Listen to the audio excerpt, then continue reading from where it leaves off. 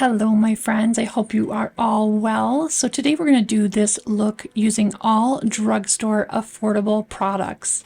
We're going to start by using the Milani Skin Quench Hydrating Primer. This is wonderful on mature skin, and my skin just drinks it up. It creates a beautiful hydrated base for your foundation. Next, I'm going to go in with the Maybelline Super Stay Activewear Foundation. This is a little bit more full coverage and thick than I usually go for. So although I didn't dislike this foundation, I can't say that it'll be one that I will reach for. If you have combination to oily skin and like a fuller coverage, you may love this foundation. For my dry 51-year-old skin, this was just a little heavier than what I usually like. I'm going to buff this out with an IT Cosmetics. This is the Airbrush Blurring Foundation Brush, which is beautiful, but I think with a thicker foundation like this, I would have liked it better had I used a damp sponge. This is the one item that is not from the drugstore because my lips were super dry and I had it sitting here, and this is the Laneige Lip Glowy Balm in Grapefruit. After doing my foundation, I like to wipe off my brows with a Q-tip just so the brow products adhere better. So I was super excited about this Revolution IRL Filter Finish. This is a soft matte concealer in the color C5, and the doe foot on this is a really unique shape. So I do like this for the formula. If you like a soft matte concealer, this doesn't have to be set down with powder. You certainly could, but because it's a soft matte, it does self-set. I was pleasantly surprised, being a matte concealer, how much I enjoyed this. It lasted really well throughout the day, and I had no creasing under my eyes.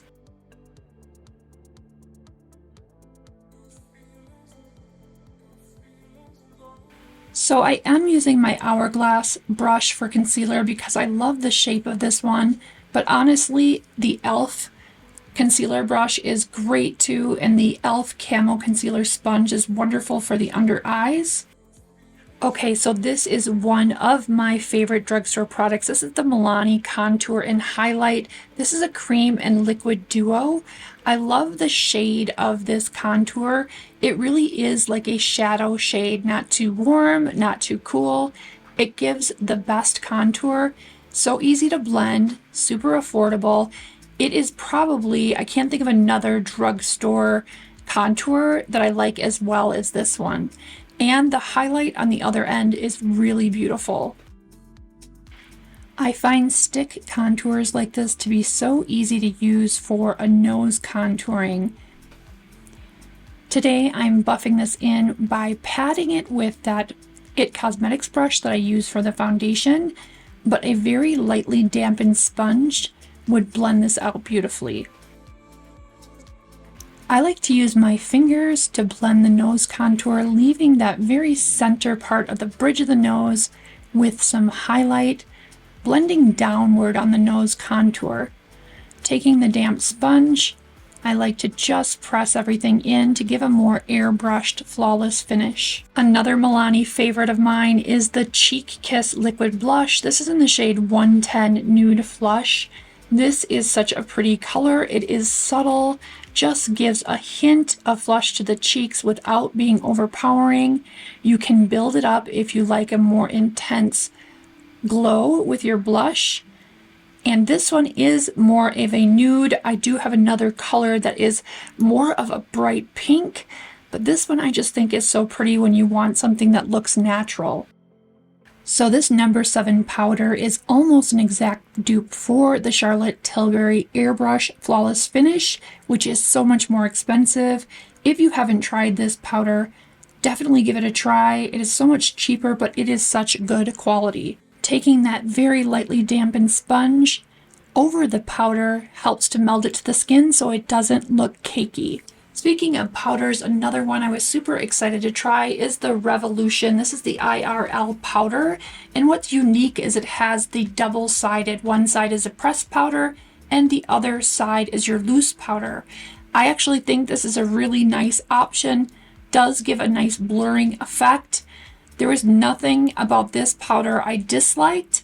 So I think it's a really great option if you are looking for a drugstore setting powder, and having the convenience of both a pressed powder and a loose powder in one product is really nice. So this is the Milani Precision Brow in medium brown, and what I love about this is that it does have a really precise tip. The color is a true neutral. It doesn't lean too warm or too cool. The formulation on this is a little bit drier, so you can get more precise hair strokes, which I really enjoy. Brow fill is so important on the aging face, so if you haven't tried it, sometimes a good place to start is with a powder versus a pencil. Once you get good at using a powder to do a soft fill, moving to a pencil to do a little bit more of that hair stroking is a super nice option.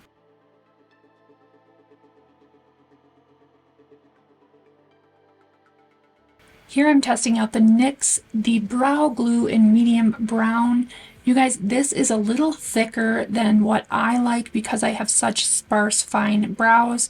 But if you have unruly brows or a little bit thicker brows, this would be a great product. This wasn't bad, and I may continue to use it or pass it on to my daughter Abby, who has a little bit more in the way of brows. But I just feel like this is a bit thicker than what I like. This Milani Gilded Flora palette is one of the most beautiful palettes I have used in a while. It has such a neat color story that you can do something very, very soft and subtle, or you can glam it up and do something a little more dramatic. For me, the Milani eyeshadows are probably the best formula at the drugstore. I find them to blend out beautifully, have a creamy, buttery type texture, similar to many high-end brands, great pigmentation, and just so easy to work with. Because I have hooded deep set eyes, I like to build up the outer corner and above the natural crease. This creates a contour and upward lift to my eye.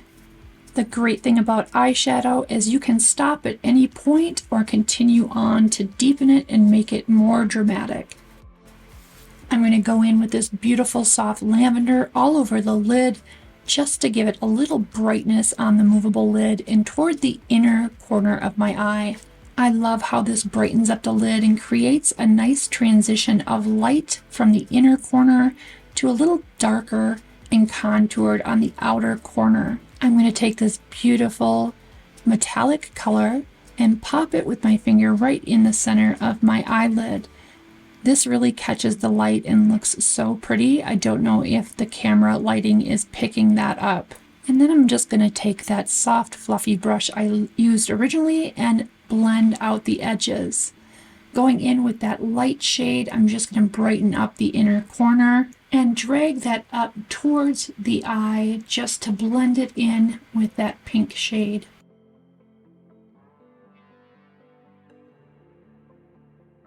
I'm just going to take some of this color Orchid here and drag it across my lower lash line using the edge of a flat brush.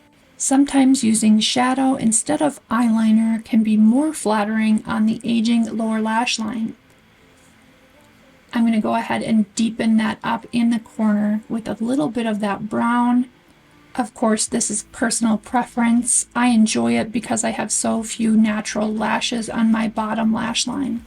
I'm also going to stamp this into my upper lash line using that same flat brush to give a soft, smoked out upper liner.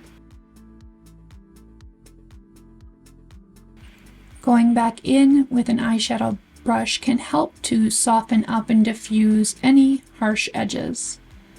So I'm going to go ahead and coat my lashes with a little bit of the Maybelline Sky High Mascara. So curiosity got the best of me and I had to try out this NYX Vivid Matte Eyeliner.